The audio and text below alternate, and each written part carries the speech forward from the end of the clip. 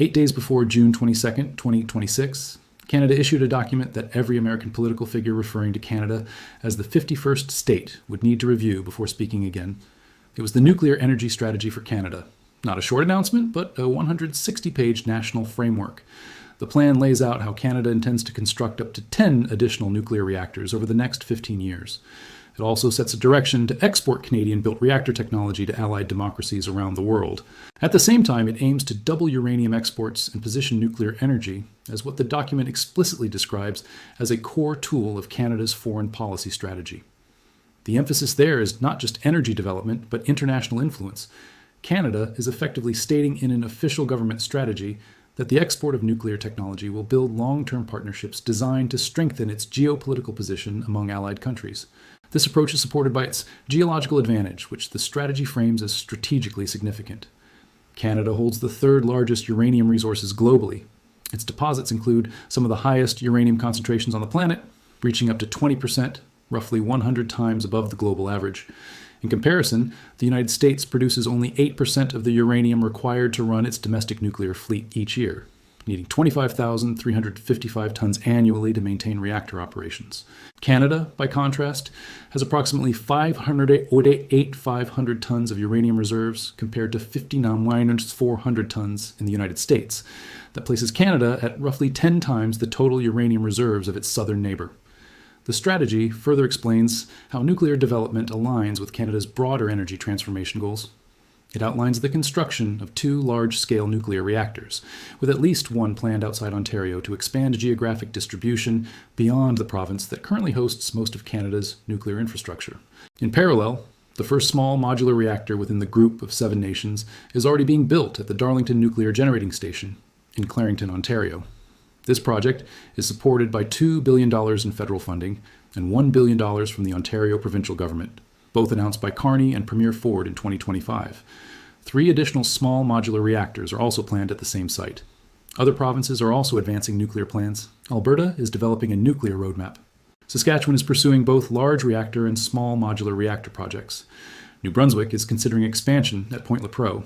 The national objective is to expand nuclear capacity sufficiently to support Canada's commitment to doubling its electricity grid by 2050. This increase in demand is driven by artificial intelligence data centers, electric vehicles, industrial electrification, and population growth, making the expansion a structural requirement rather than a speculative goal. The second major pillar focuses on uranium production and exports, with the explicit goal of doubling Canada's uranium export capacity. Existing production is led by Cameco Corporation, the world's largest publicly traded uranium company operating in northern Saskatchewan's Athabasca Basin, widely regarded as the most productive uranium region on Earth. Cameco's McArthur River and Cigar Lake mines produce uranium at concentrations that remain unmatched anywhere else globally. The commitment to doubling uranium exports is supported by a global market that is tightening in structural terms as nuclear demand accelerates. 75 new reactors are currently under construction worldwide. Around 120 additional reactors are in planning stages. The International Atomic Energy Agency reported in late 2025 that 37 countries are actively developing nuclear power programs. Canada holds the uranium resources. Global demand is increasing. The strategy is built on capturing more than just raw material value, moving beyond simple export of ore toward retaining greater control over processing and fuel fabrication stages, where much of the economic value is created. The third pillar, focused on reactor exports as an instrument of foreign policy, is central to understanding Canada's strategic shift over the past 18 months. The CANDU reactor, developed by Atomic Energy of Canada Limited and expanded through multiple Canadian nuclear engineering institutions, is a pressurized heavy water reactor design with distinct technical and strategic characteristics. It operates using natural uranium without the need for enrichment. That separates it from light water reactor systems, which require enriched uranium that is typically processed in either Russia or the United States. CANDU reactors can also be refueled while operating at full power. This removes the need for shutdown cycles that other reactor types require for refueling, reducing operational interruption and cost. In addition, the design produces a higher neutron flux, which supports specialized medical isotope production capabilities that are not commonly available in other commercial reactor systems. Canada has previously exported CANDU reactors to South Korea, Romania, China, India, Pakistan, and Argentina. The strategy clearly defines what expanded exports would accomplish. These are not purely commercial transactions. They are long-term arrangements that create multi-decade partnerships and reinforce durable geopolitical and economic ties aligned with Canada's foreign policy objectives. As Canada seeks to diversify trade relationships and strengthen engagement with middle powers, the can-do system is positioned as a central tool in that approach.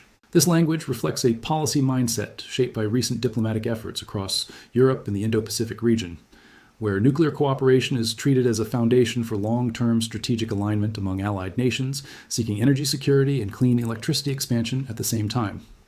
Romania, a NATO member, operates can-do reactors and is expanding them with Canadian export financing support. South Korea's nuclear sector, partly developed through can-do technology, is now among the most advanced in the world. India, which continues to expand its nuclear capacity, already maintains can-do related ties with Canada that could be expanded further under a more assertive export strategy. The strategy's direct statement that reactor exports advance foreign policy interests places Canada within the same framework used by other major nuclear and defense exporters.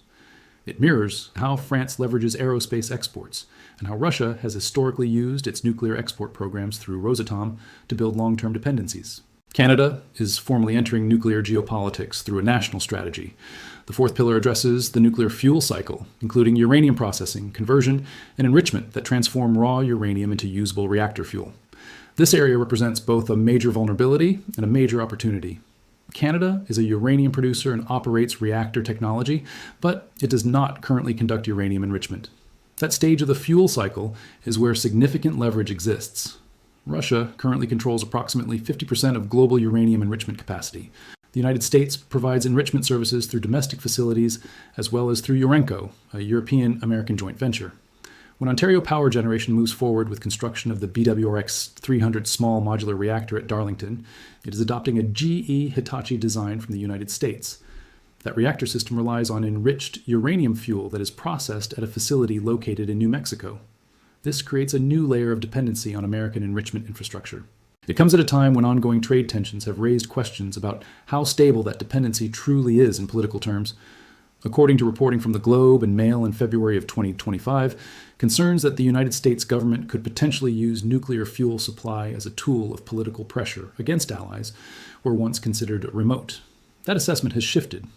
The report stated that this has now become another dimension of Canada-United States relations that Trump has disrupted. Bob Walker, National Director of the Canadian Nuclear Workers' Council, stated the concern plainly. He said that reliance on another country for nuclear fuel has always been a risk, and recent developments have validated those concerns. Canada's nuclear energy strategy responds to this issue by committing to the development of domestic uranium conversion and fuel fabrication capabilities. The goal is to retain more of the nuclear value chain within Canada itself. It also sets out a direction to diversify enrichment partnerships for future reactors, reducing concentration in both the United States and Russia. The strategy does not immediately commit to building enrichment facilities inside Canada, but it establishes the policy foundation for potentially pursuing that capability in the future. A March 2026 analysis from RBC titled Atomic Advantage describes Canada's position in uranium and fuel security as a core foundation for what could become a multi-billion-dollar nuclear export expansion. The report notes that global nuclear investment may need to nearly double to $120 billion annually by 2030. The timing of the strategy is also significant. Canada released its first national nuclear strategy on June 22, 2026, just 8 days before the July 1st CUSMA review deadline. At the same time, Canadian officials, including LeBlanc and Greer, were engaged in active trade negotiations. During this period, CSIS had already noted that Canadian tariffs could significantly affect U.S. mineral security. RBC had also calculated that Canada's uranium reserves are approximately 10 times larger than those of the United States. Meanwhile, the United States relies heavily on imported uranium, sourcing only 8% domestically. The United States operates 94 commercial nuclear reactors. These reactors generate roughly 18% of national electricity production and require 25,355 tons of uranium annually.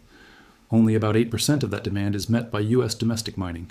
The remainder is supplied by Canada, Kazakhstan, Australia, Uzbekistan, and Russia. In 2023, Canada accounted for 12% of uranium purchased by U.S. utilities. Following this, the Prohibiting Uranium Imports Act was signed by President Biden in May of 2024, banning uranium imports from Russia through 2040 and increasing pressure on U.S. utilities to secure alternative suppliers.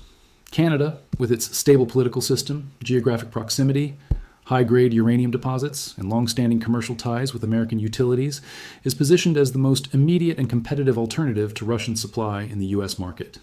At the same time, Canada has announced a national strategy to double its uranium exports. According to Energy Minister Hodgson, speaking to Politico, this expansion will use nuclear energy as a geopolitical lever while maintaining strict non-proliferation safeguards. The leverage is not presented as coercion. It is framed as an offer. Canada is positioning itself as the reliable uranium supplier for the United States at a moment when Russian supply is being phased out, while also expanding CANDU reactor exports to allied countries seeking energy systems free from Russian dependency. The implication is direct. A country labeled as the 51st state cannot simultaneously control reactor fuel supply chains, build nuclear infrastructure for allied nations, and hold the largest high-grade uranium reserves in the Western Hemisphere. Canada's nuclear energy strategy lays out that position clearly across its full 160 pages. Call to action. Stay informed and follow how global nuclear power shifts are reshaping energy security and international alliances. Please leave your thoughts about this content in the comments below. Thanks for watching. See you in the next one.